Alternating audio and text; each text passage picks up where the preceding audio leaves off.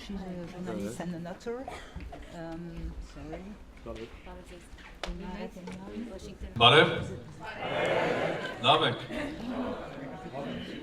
հայերենը լավ լեզու է, եթե Ֆրանսիայի դեսպանել հայերեն է սովորել, ուրեմն կարող ենք հաջորդ մեր խորհրդակցությունը ձեր հետ հայերեն անենք, բայց ես խնդրեցի, որ անգլերեն խոսեմ, ճիշտ է? Ladies and gentlemen, dear friends, it's really a great pleasure for me to be here today. And I think I like the way President of AGBU had presented it, first as a member of the board of AGBU, then the President of the Republic. So, and I can somehow agree with him because the AGBU is more than 100 years old.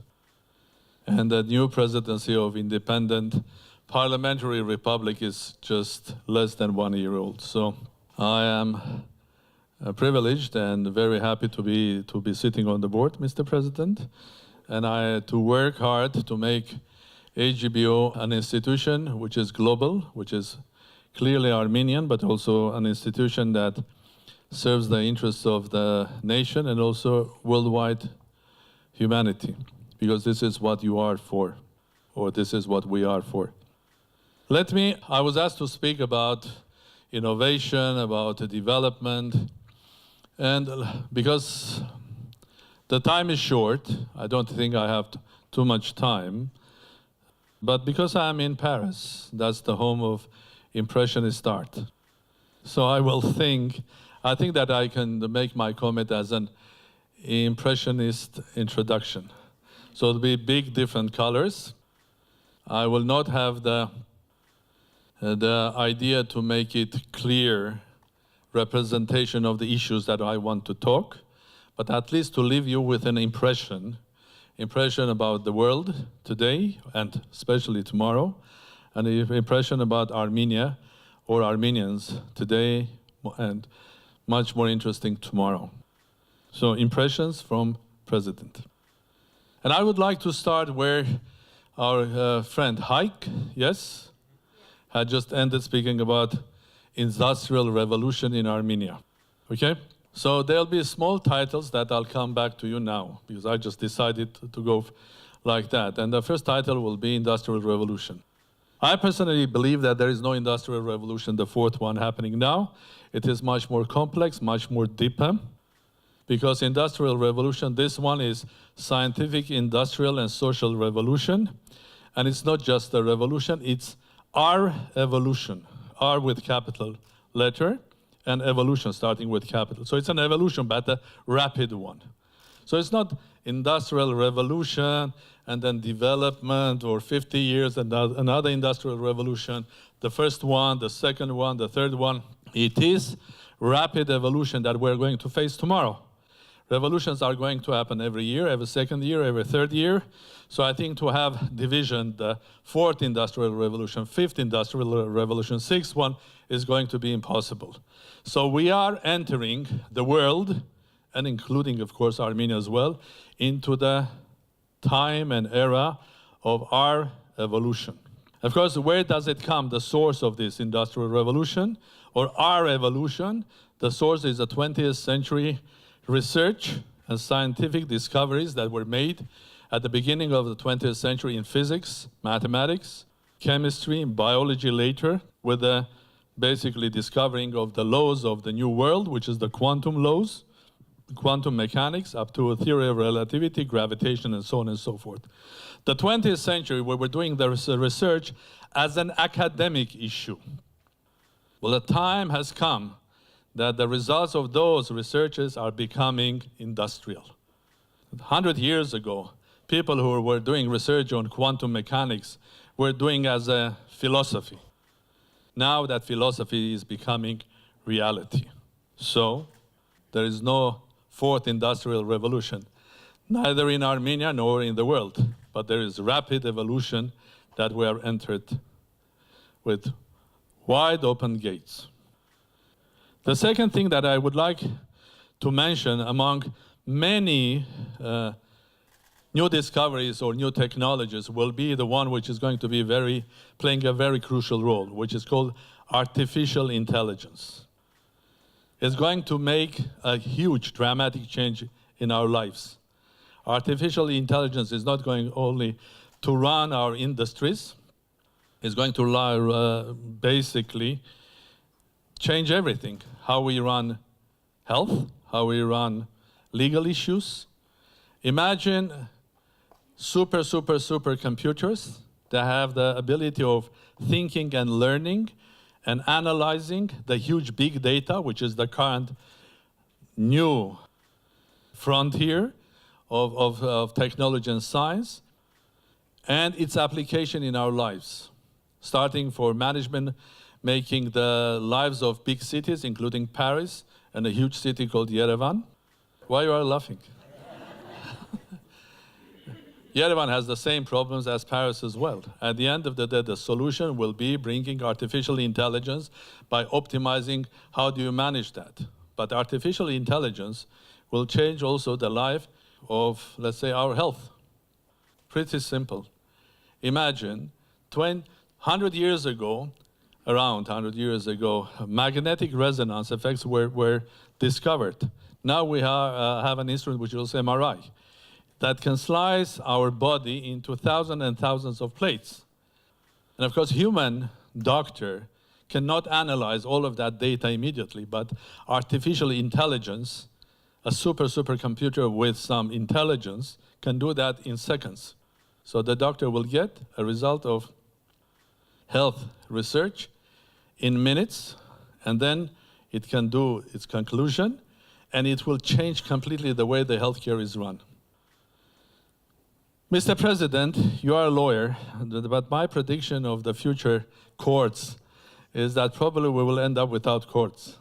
That lawyers will be artificial intelligence, because at the end of the interpretation of law, be that local Armenian or international law, global law, for the artificial intelligence that can digest the whole world information in an intellectual way, basically will be the super judge. You'll put your case, there'll be the law, and the super judge, which is the artificial intelligence, will judge it and give it a verdict.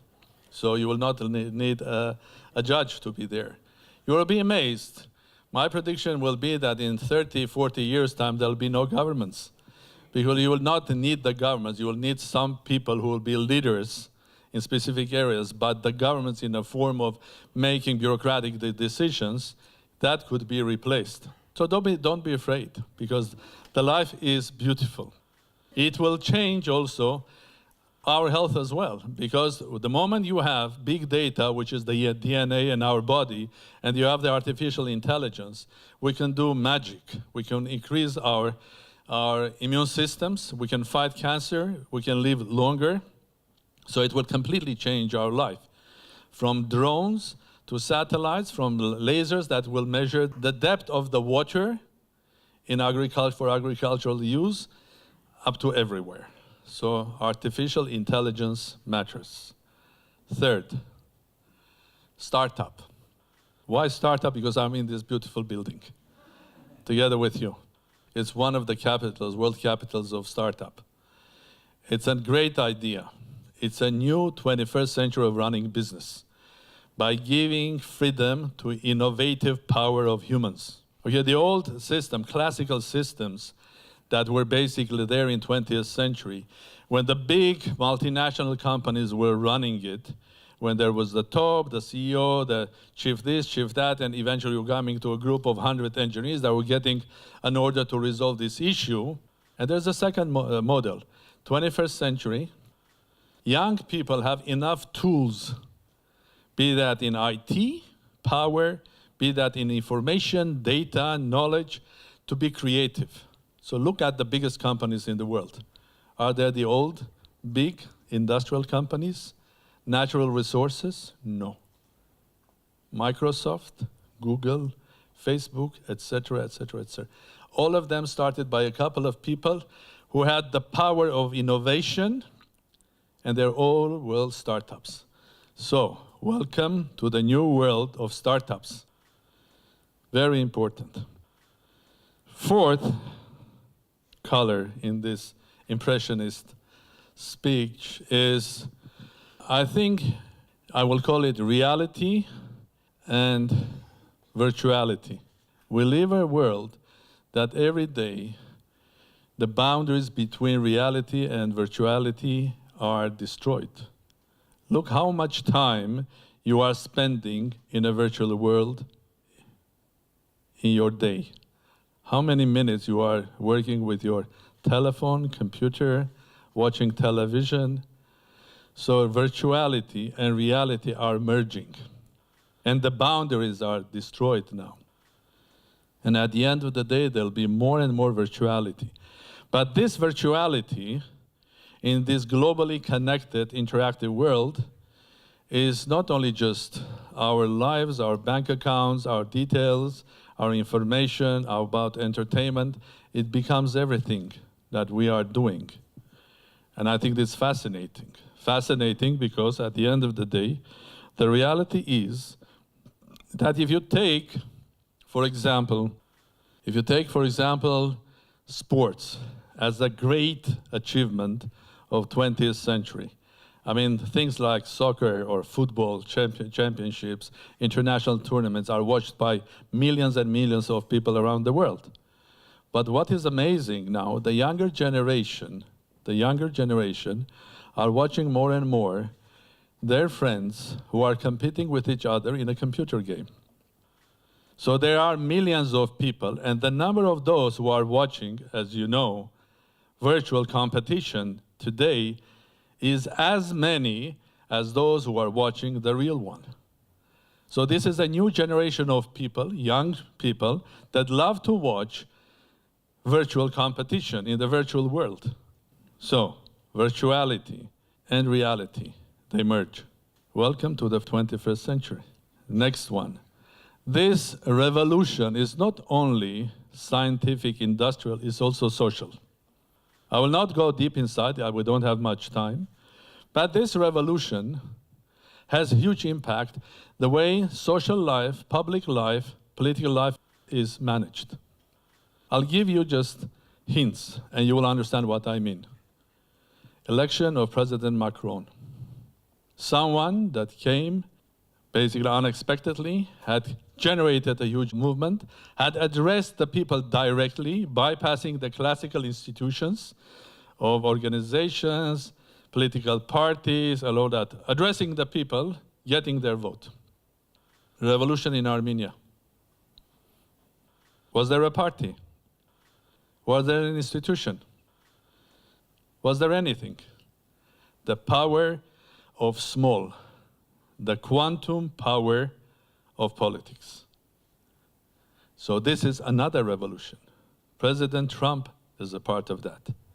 In 21st century, the classical institutions, organizations are going to be less and less relevant than the direct approach, an idea, a movement, inspiration, and energy. So small works. Small can be very powerful, and small is important. So I think I better stop here and go to a couple of other issues which are important. And this is addressing young people. So if I was someone who was being asked as professor to give advice, what should you do to become successful in your life? Should you become a teacher, a lawyer, doctor, or someone else? So my advice will be, listen, don't think of becoming someone. First of all, explore yourself. Understand who you are. What sort of qualities do you have personally? Because every child is born with a talent. Everyone. One has a talent of a musician, the other a talent of mathematician. Third one has a talent of craftsman, and the fifth one has a talent of listening. Someone has a talent of talking. You can learn it, but it's a craft. And sometimes your craft can become an art if you have the talent. Okay? So discover yourself. And when you discover yourself, it's very important that you have to understand that education matters. Education will change. It will be in the 21st century or the new world, it's going to be different. It is already different. The way we teach. Sam Simonian there, you know him? Tumo, a completely different way of educating younger generation to IT and IT technology and software and so on and so forth. So advanced that countries like France had to import that know-how. Am I right? So Armenia can produce new ideas in education. Education matters, but it will change. Imagine a young girl or a boy, 2 years old today. So what's the first tool they get in their life? iPad, a telephone. So what do? And they are so talented because they can find whatever they like very quickly. And after they become 3 years old. So they are given a book. So what is their reaction to the book? And they realize the book is a broken iPad. It doesn't work. You push it, it doesn't work. So, welcome to the 21st century. Of course, eventually they will read the book. They have to read the book. They have to learn. But education will be different. Absolutely different. And of course, the classical education, the source of knowledge, first source of knowledge was learning how to read. The words, the letters. Now, we have gone back to 5,000 years. Icons. Like in old Egypt, 21st century. Icon this, icon that, up this, up that. And we start learning the world and understanding the new world that way. Now, the last color, morality, important. I mean, at the end of the day, we can have artificial intelligence, huge successes in technology, but if we don't have morality there, we are doomed. Because at the end of the day, there is no technology, and there was no technology historically that was either good or bad. We discovered fire as humans, which was for good. We could cook, it made us warmer, it was an engine of development, but the same fire could be used and was used by humans for destroying. A hammer was created to build a house, to nail down something useful. But the same, another type of a hammer was used to kill. Nuclear energy, created, discovered, great asset, could be used and is used for great benefit. But it has become also a great danger. So it's not the technology, it's not the tool, it's us and our values. If that values are the right ones, if the values are the ones that are human, if the values are the ones that will lead us to the future, then God bless us. And if the values are of destruction, then God help us. So, I think I rather stop there because there are many other colors. But where does Armenia and Armenia stand here? Let's go back. Our evolution. I agree with you. In Armenia, it has started, but it has started as our evolution or revolution of technology, science, and social and political structure. So we are there. We can be one of the leaders of this in the world. Why? Because the engine of our evolution is globalization, global connectivity. And we are a unique nation, a small state, a global nation, interconnected and interactive. So we are very well positioned there. Agreed? Okay. So there was no, so I presume that you agree. Second, we spoke about, I think, artificial intelligence. Well, there are friends here who are engineers or scientists, and they know the power in Armenia, of mathematics, science, physics, and not only in Armenia, but outside as well. Because some of you were not born in Armenia, though you came to Armenia and also created something very valuable. So I think we're very well positioned, because in the new world is the world that will not be dominated by natural resources, by huge industrial lines. Well, I predict probably in 20, even 10, even maybe 5 years' time, I mean, we will replace the famous discovery of the line of Ford, because the next cars will be assembled in a shopping mall by three-dimensional. You come, you order a car, this, that cars will be electric, there'll be 4 robots, they will print for you and make for you the car, you will get it and go out. So you will not need cheap country with huge human resources to build a car. What you will need, the car making will become a know-how rather than an industrial institution or a big structure. So Armenia and Armenians have a small advantage there. Startups. I think we are the mother of startups everywhere. I think Armenia is a wonderful country because you see a lot of young, talented people, and Armenians worldwide, they have come with brilliant ideas, and I have a list of probably around 50 companies, very successful worldwide companies, that either they were participants or they were leaders of that.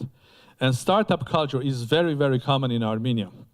You know, there's a startup in Armenia which is called Seaside Startup that brings together startups every year in Dubai, Goa, in Australia, and now also near Lake Sevan. I went there this year. It's fantastic. You have, like it's a Woodstock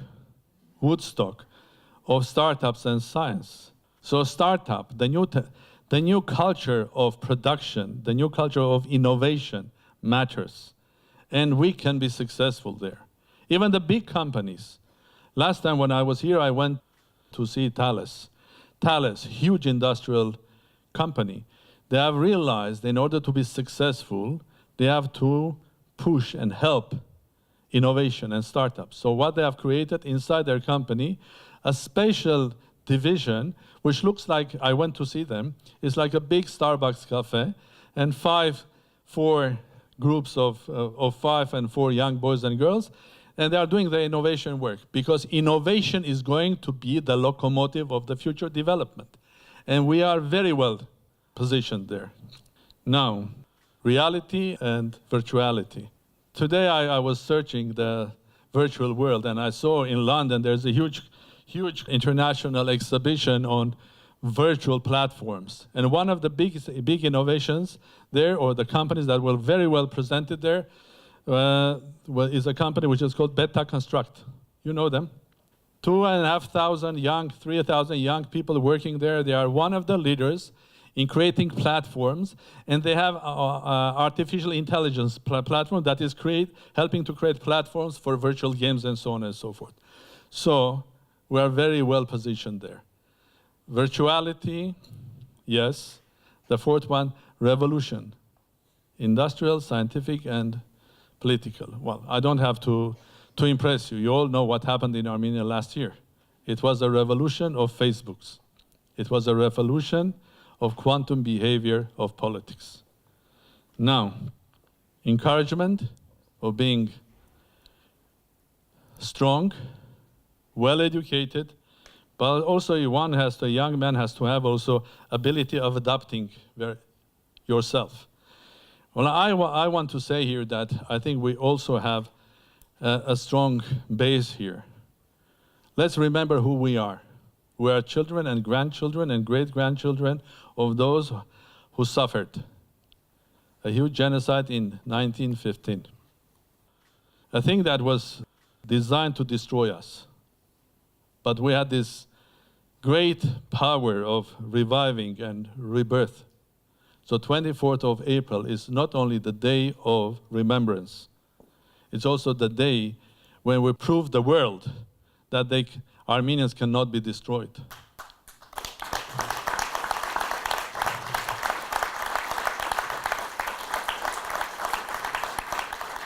And we have proven that we can rise from ashes, we can do the magic of Christ, rise after death, and we will be there forever. And we have this fantastic quality of a survivor.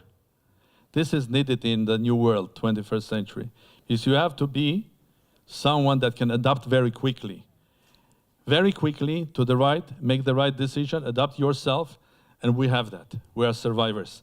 So the new world is our world as well. So I have to say a word to the younger people. You are children of the new world. And when I say new Armenia or new Armenians, I mean that we have a strong place in the new world, being new Armenians and running our new Armenia as a country, advanced country, a strong country of the 21st century. Thank you.